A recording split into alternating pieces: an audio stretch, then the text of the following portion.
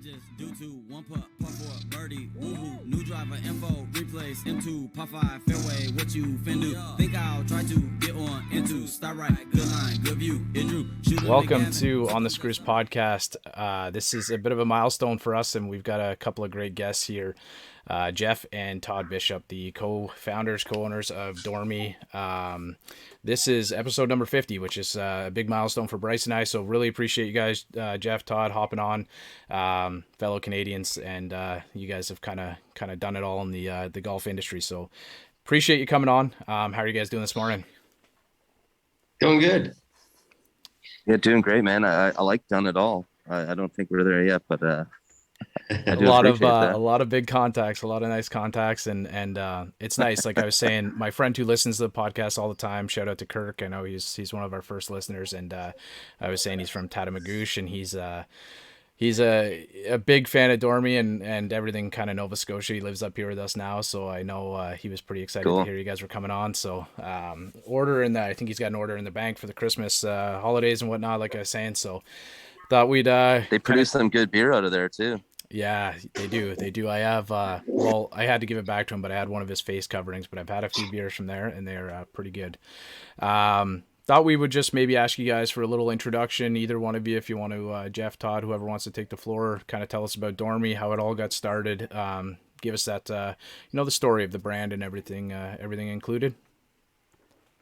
I'll let Todd lead her off. You want me to do it? Yeah, you lead her off, buddy. Everything kind of started in 2014, and we had a golf school going in the city, and we still currently have our PGA Canada cards, and so we're still very current and play as much as we can, and that's probably shown quite a bit on our Instagram stories and stuff like that. You can tell that we're still on the grass a fair amount, and but in 2014 we were coaching. And Jeff came up with the idea of getting into the leather space, and I was kind of perplexed because we already had a ball marker that we were trying to do. So that was two things, and then there was going to be this third thing that was getting tossed into the mix. And everybody says you just need to be good at one thing to be successful. So now we're going to try to do three things. So I thought, man, this is going to be a rough road. And kind of divesting the energy and money that we could put into one thing is now getting spread to three. And in any case, Jeff just was like, I'm just going to keep on going without you. So I was like, well, I'm not going to let him take it too far away from me here. So we got it going, and it was definitely a laborious task because of the lack of equipment, lack of knowledge, lack of fundage, just accessibility to basically everything you ever need to get into the head cover space. But it was definitely the lowest barrier to entry. And so that was kind of how it all started. And it was September where there was a Ryder Cup on. And that's kind of where the name was derived from, because they kept speaking about Dormie and this, Dormie that. So that was one of the words that we thought would be cool for the business. And then we wanted to have that old world feel. So we thought if we put workshop in there, people will kind of get the kind of that feel that there's a craftsman or a crafts lady that's, working while sipping whiskey and popping rivets and, all these kinds of romantic leather industry things that you've seen over the past. So that's kind of how the name came from. I like that vision there, the sipping whiskey and popping rivets. Yeah, that's kind of chuckled there. That's funny. I'm definitely I'm a whiskey guy. I have one upstairs from the name escapes me right now, but I'll try and link it if I can. But it's from a Nova Scotia brewery. I'd won it in like a little golf event or something. It was pretty good. I wish I had it sitting in front of me right now, but a little early for that. We're having this chat pretty early in the morning. But I had listened to a couple of your podcasts, and he's told like a cool story about going with like a leather duffel bag to find a lady on Kijiji and kind of, connect from, I don't know, just people in the community really to get them, into the shop and you get some work done from an Italian guy or an Italian leather guy. So it's kind of a neat story to hear about how you guys kind of brought it from where it was then to where it is now. I think you have 30 staff or so. Yeah, just under 30 staff. And there were some characters over the years, and there was the Dragon Lady, King Arthur. Yeah.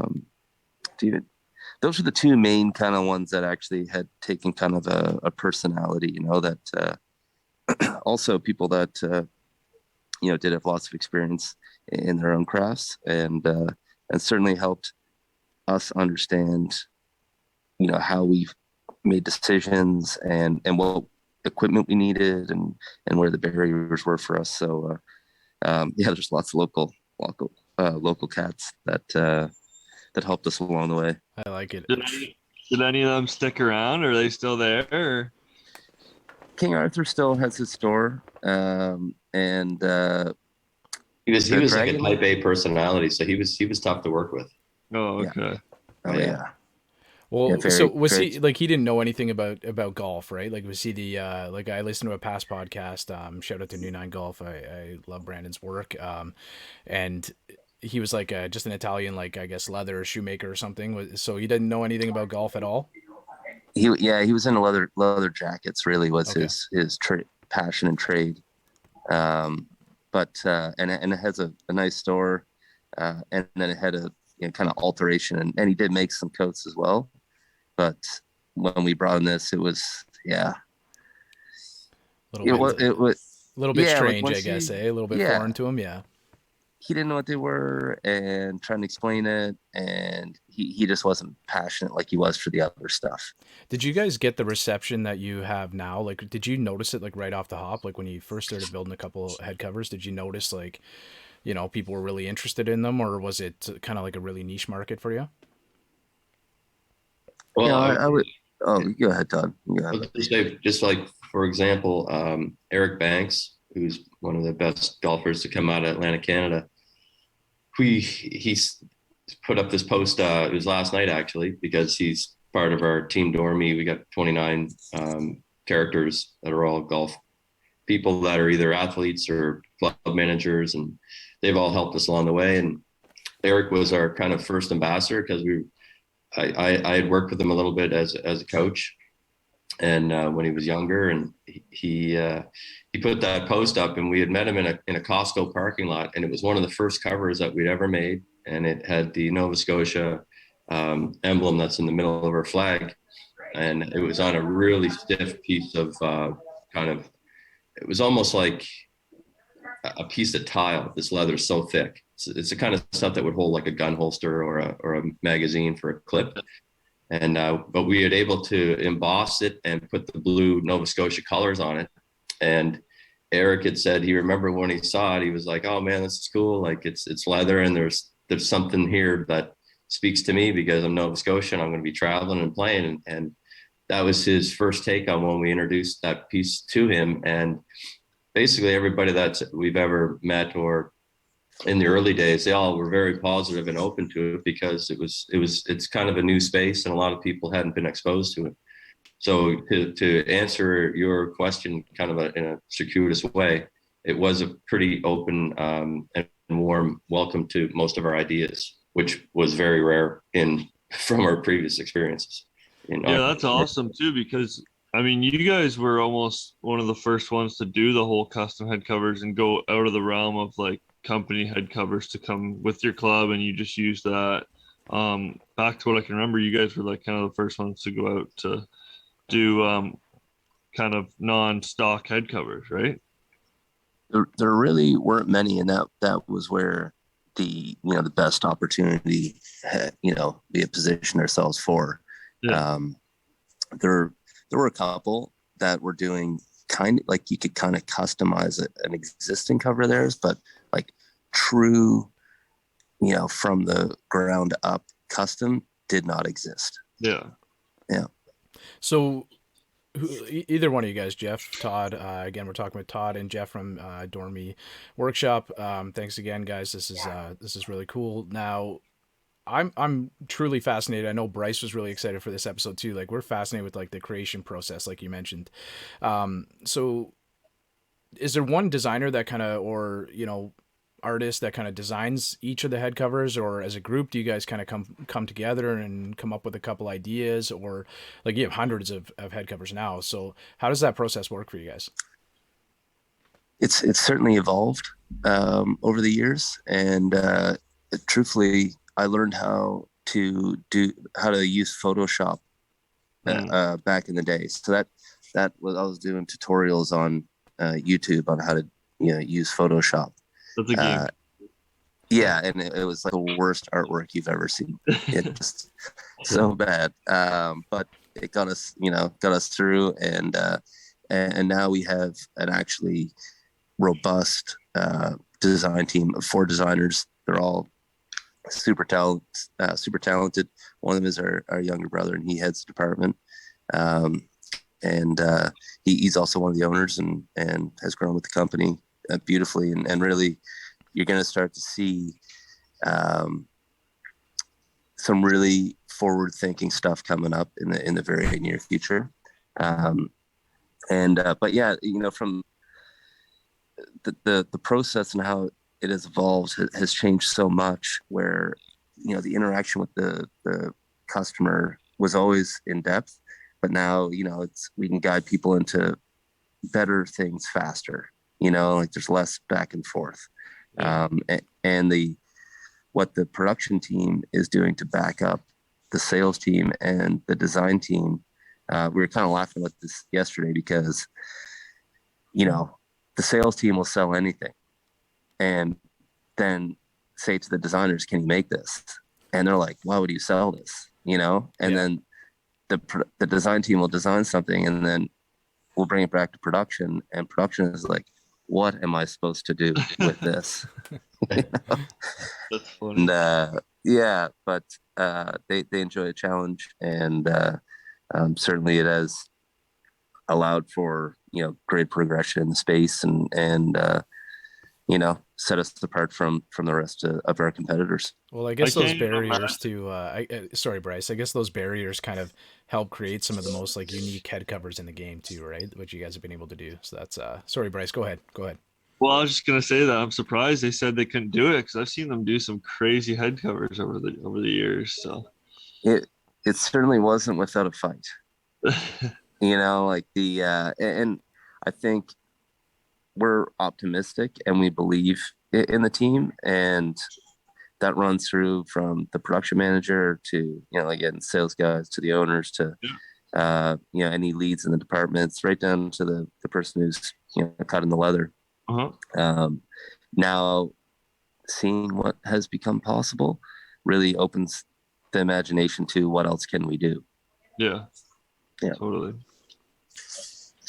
Sorry, Bryce, you're up. I jumped in front of you a couple times. Go ahead. Do you guys outsource your leather? I don't know if you guys want to get into that, but I was wondering where you got your leather from. Is it coming from a different country? Because I've had one of those in my hand, and they feel amazing. They're so soft and malleable, and I just want to know if it's outsourced from a different country or around here. Tons of different sources. Yeah, I'll speak to it, Todd. Tons of different sources, and certainly domestic tanning of leather does not exist anymore.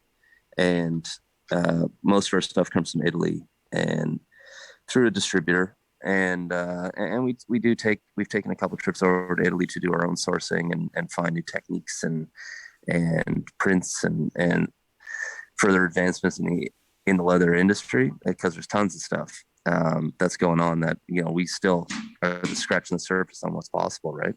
Yeah, but awesome. Italy, the leather tanning process is pretty harsh, but Italy has done a really good job with centralizing it, and they use the same water supply, so it helps with conservation and sustainability. So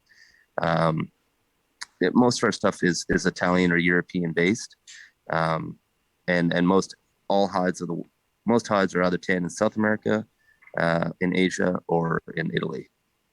Wow, so you got leather coming from all over then, the tanning process, anyways.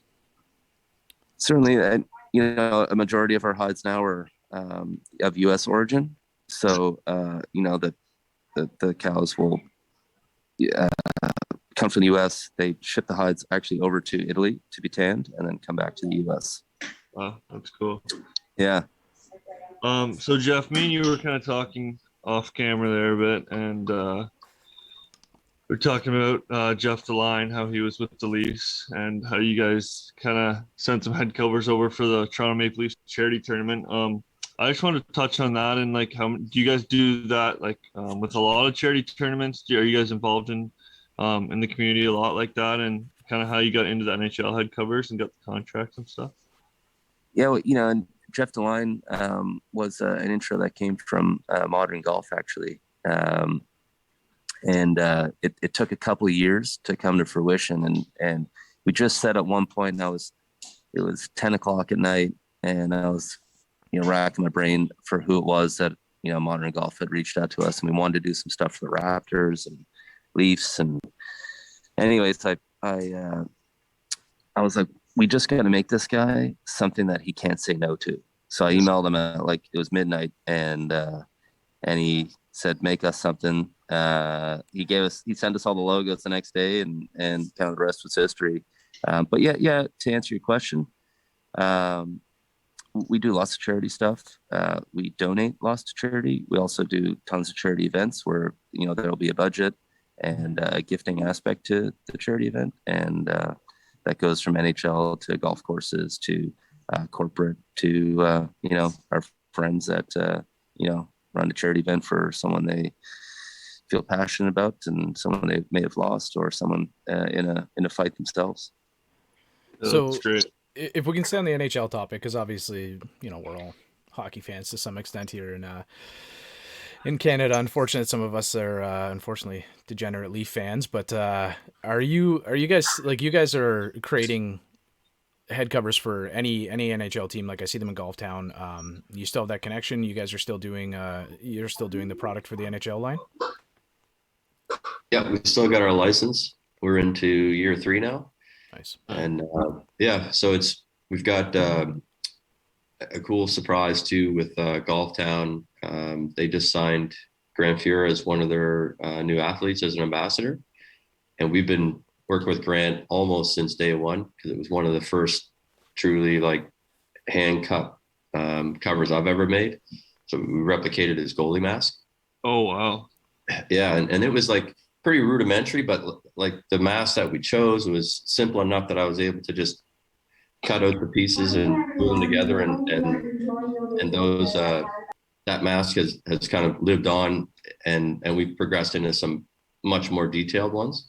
In any case, Fuhrer, there's going to be like a Grant Fuhrer collection, and it will reside, I believe, in Golf Town, and we're not sure exactly how it's all going to roll out, but we know that's what we're working on next. So that's kind of like a fun side pot that has come from the NHL connection. We've got a lot of guys that we've worked with in the past, but the license has given us, you know, almost full reign on doing whatever we can. So whether we're trying to get into an arena, Seattle Kraken, we've done a whole bunch of different things working with one of their owners there, and each team has such a different story and fan base and localized twist to their covers. It can be pretty overwhelming trying to make it speak to each fan, as opposed to just logo stamping that you see all the time. You know, in most overseas products, it's just a synthetic leather, slap a 20,000 stitch count logo on the top and call it a day. But we've done some really heavily ornamented ones from leather applique that are pushing the boundaries of, you know, the $300 a pop. But these are pieces of art, and when people see them and feel them, they're like, man, this is like something I've never seen before. And if you're a diehard fan, it's like, I probably won't even put this outside. I'm going to put it in my man cave, get someone to autograph it, and that's the end of it. Todd, does that bother you at all? Like, this might be a touchy subject for you guys, but does it bother you at all when you kind of see people duplicating your work? I mean, we have this monster text chain going on between, there's about, I think, 6 of us that are on it, all from different departments, and everybody's kind of combing Instagram and the internet. And when we see it, it gets put into this text, and everybody gets to say their piece, and that's how we kind of vent our. Right. It's not even frustration. It's more of a compliment, because it's like, man, I can't believe that there's fake Instagram accounts out there that is Dormie Workshop based. And so there'll be, anytime we run a contest, there's a big influx of fake Instagram Dormie Workshop accounts.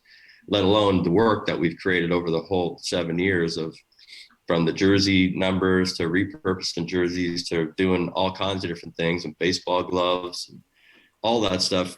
There's lots of mom and poppers that are out there that are being inspired by our work, and that's how you have to look at it. It's awesome, and I applaud the people that are ready to take it on, because we know how tough it is to get where we are. So it's like, go for it. Absolutely. If we can stay on before we move on from the professional sports aspect, I was reading an article how you guys met Tom Brady's parents. You had built and I guess his dad asked you to kind of source it or build a custom head cover for him. Is that right? And is that how the GOAT one got created? It existed actually, and we had it there on there, and he came over and he grabbed it and he was like, "I need one of these, but I want you to put TO on it." And I instantly went to Terrell Owens, right? Right. And I was like, "Why does he want TO on it?" And he was like, "The original Tom Brady." That's so he wanted it for himself. He was the original. So, yeah, that was a kind of cute story of how we met Tom Brady's dad. That's pretty cool. Like I've seen, like you mentioned Instagram, I've seen a couple posts on Instagram of obviously Tom Brady's been in the match and like a couple people playing at like Augusta or something, and he's got his like Super Bowl numbers stamped on the ball and whatnot. So I thought connecting with Tom Brady, being such a big golf fan or a big golfer himself, would be a pretty cool experience. So did you guys end up creating something for his dad at all, or did you just let him take the one that he picked up? No, we did do something, and also that day, John Elway came through. You remember that, Todd? Who? Oh yeah, John Elway. That was in the same. Elway, yeah, same thing. So it was cool to meet those guys, and John Elway's a big guy. His bicep was completely torn, so he had no bicep there, and but he was out just ripping the ball on the course. So yeah, we've worked with lots of cool people over the years, and certainly. I mean, there's no greater than Tom Brady or Tom Brady's dad. So he's a legend. There was a Super Bowl where we had both quarterbacks because it was Mahomes and Brady, right? Wasn't that the Super Bowl? 1 year? Yeah. That's right. Yeah. So we had both those guys using our gear. And I mean, that alone would if you said to us 7 years ago that you'd have two quarterbacks playing the Super Bowl using your equipment, we'd be like, I don't even understand. Yeah. What road would have ever gotten us down that to climb that mountain? Yeah, like what prepares you for that type of work, right? Do you guys get nervous working with any clients anymore? I mean, it's always exciting, right? I mean, Jeff, like we did one of the ex-presidents, George W. And that was probably the highest political ranking customer we've ever had. I can't think anybody more famous than him. No. Can I ask you an impossible question? I'm sure you've been asked this one before, but for me, like I was kind of looking through I've been following the page on my personal one, especially. We've been doing the podcast a year now, like I said, episode number 50, but I've been following on my personal one for years now. I connected with you guys. We were talking when you guys were at Chester playing some golf, and I feel like my favorite one that sticks out to me is probably the beer cart head cover. I don't know. I just love it. The game changer. So I like that one a lot, but is there a favorite for either one of you guys, or a piece that you've made that you've really liked? I like the first, like the original, like the OG putter cover too, from like, that was probably back in like 2015 or 16, just a straight like brown leather with the logo. I like that one a lot too. A tough question. Yeah. A really tough question. I'd say generally for me, it would come to ones that have personal, a personal meaning to it, and one that I get more attached to. So, yeah, I mean, probably again, I was a big Lowry fan, and I had a Raptors cover that only he and I had, and that was, it was a cool jersey cover, and one that, we put our own spin on it, and it was just super unique. But then again, like we talked about this the other day as well, which was, there's a samurai cover that got put out there that was so far from anything that we'd ever done, and again showed how creative the staff are, and when the team puts their mind to something, like anything's possible. And this thing was just, completely next level. And it should be in a museum or traditional leather weaving for the armor and Is that the black one mold. with kind of the eyes and then the two swords? Is that the one I'm thinking of? It is. There's no Did it sword have on his swords? back. No, yeah, No. no swords. He had like Fu Manchu A helmet. helmet. The Paul Casey a mold. one, the one that Paul Casey had on his bag was pretty cool too. That was like a ninja one as well, I think, right? Oh The yeah. ninjas are definitely one of our. I would say that would be in my top 5 Nice. Yeah. all time. What about Yeah. you, Todd? You But got they're one for, at like- all? Yeah, man. I mean, they're like Jeff said, it's tough to pick one. I do like having because we work Bob Vokey, and we've done we're on our 17th collection with the alignment sticks for Titleist. So I've been with those guys since 2015, I think, running that kind of collection. And so what happens with those? They want samples built, and we ship them samples, but we keep one because we need to understand if they okay it, we need to make sure we can match it, right? Yeah. So there's a fair amount that they say no to. And so we basically have a whole collection of rejected Bob Vokey alignment stick covers that are one of in the world with Titleist Dormie Workshop tag. Wow. And they're all laying around in the shop. So every now and again, I'll just pop one on my clubs, and I know that this is the only Titleist product other than the one that somebody else has down in California. There's 2 of them in the world. So those are pretty cool. All right, so before we let you guys go, I'm wearing my I'm trying to show my East Coast pride here today. I am a honorary East Coast lifestyle, or whatever you may want to call it. I will 100% definitely be retiring down there with my wife. We absolutely love the East Coast, so who's Bryce's cousin. So wearing the Garrison hat today. You guys have an affiliation with them, the Mulligan Lite. I think the YouTube video is amazing, so I'm gonna link it for anybody in the description. Go check it out. I love watching it. So how was that process for you guys working with the brewery? Because that's like Garrison is kind of like it's hard to explain, but it's like they're like royalty down there. So what was that like for you guys? It was an introduction from a friend of ours, Joachim Stroink, and he had said, "Man, have you ever done any work with Garrison?" And I was like, "No, but it sounds like a no-brainer because we're both on the same street on Barrington." And so we ended up meeting with Brian Titus, the president, and we just hit it off. We had some beers. We started kind of just talking about entrepreneurship, and we had a lot of synergy and a lot of common values, with community. And so, I mean, Jeff, that's pretty much how it all started, wasn't it? There was, it Yeah, was I mean, first meeting.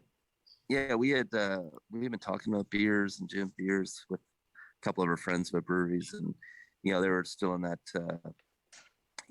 really infancy stage of their businesses. And when we met Brian, it was just like instantly we knew just his vibes were so good, and obviously their beers are delicious and they have tons of them, and their artwork's cool. And we had gone to their new place on Oxford, and he took us around, showed us a spot, and again, they're so closely aligned with their love for artwork and pushing the envelope that this seemed like a no-brainer.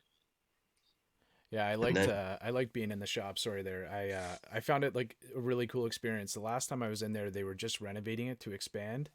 So I haven't got to see kind of the new like what they've done with the new side of it. I think they had bought the restaurant beside, and they had expanded into that as well. So I'm definitely looking forward to getting back down and checking it out.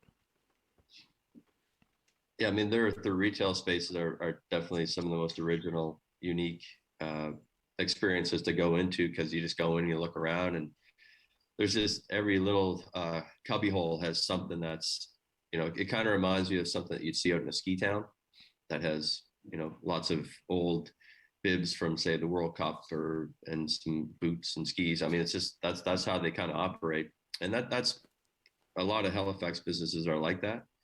So it was pretty awesome to be able to link up with them, because, like, as you say, they are kind of the kingpin of East Coast breweries. Yeah, they just seem to be a staple. Like I've got 4 like really good friends down there, and each one of them mentioned like you have to go over, walk down to the end of the pier, keep going, you'll run into it, and stop in and have a flight or whatever it may be. Again, this is episode number 50 of On the Screws podcast, guys. This has been a great journey for us. We've been doing it about a year now. Hopefully we can create something somewhat like you guys have been able to do. Really appreciate you guys taking the time. Bryce and I were really happy to have you guys on. Really great that we were able to get you onto as well, Jeff. Before you guys go, can we give kind of like a little shout out, any of the socials, any way we can get connected with you guys? This episode is, if you're listening now on the Friday night when it's released, you guys will have just had your Christmas cutoff, I believe, which was November 15th. To cut off any Christmas cutoff. Yeah, it's coming up. It's so hard to, it seems mean to do, it just cut off, but because you want to get stuff.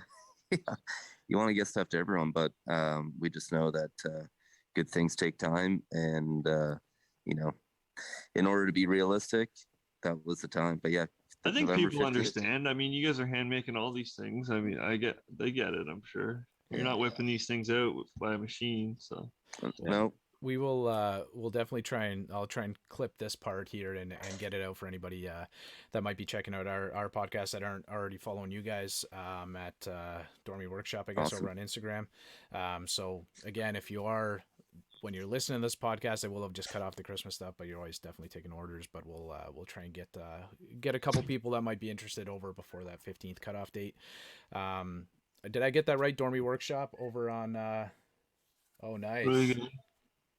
Yeah, at Dormie Workshop is our Twitter and Instagram handle, and then you can find us on the web at dormieworkshop.com. Very cool. We're just looking at the Play Yellow invitation there that Todd had up. That's pretty cool. So when is that event happening? Well, we'll be in Florida on that Friday when this podcast comes out, and then it's kind of a summit for all the people that have done Play Yellow events across North America. So everybody comes in, kind of has a big, kind of brainstorming session to share, I guess, best practices and then also play some golf. We're going to get a chance to meet the legend, Jack and Barbara. So it's going to be pretty cool. That is pretty amazing. I was listening to James Duthie's interview with him, and he was saying he's not playing much golf anymore, but I'm sure he'll get out and swing it a little bit. So if you haven't already, Jeff just mentioned the Instagram handle. Check it out. I know you guys will probably put some stuff out on your story. Jeff, Todd, thank you guys so much. Really appreciate you coming on. This is 2/3 of the team who created Dormie Workshop. So thanks a lot, guys. Really appreciate it. Yeah, thank you. All right, and we will we'll link the website and everything below, guys. If anybody wants to go check it out, just scroll down below. Whether you're on Instagram or you're over on the Screws podcast over on YouTube or any of your streaming platforms, just go below, click their website, check out their stuff. It's pretty incredible stuff. Thanks a lot, guys. Amazing, guys. Thank you. Take care. He's out in my ball in the course where I tee up. I lose the ball and I re-up. I miss a fairway, I probably end up in the ocean or maybe the beach. And I'm on a par 5 and I'm finna go reach it. Second was blind, I ain't see it. Feel like it might be an albatross.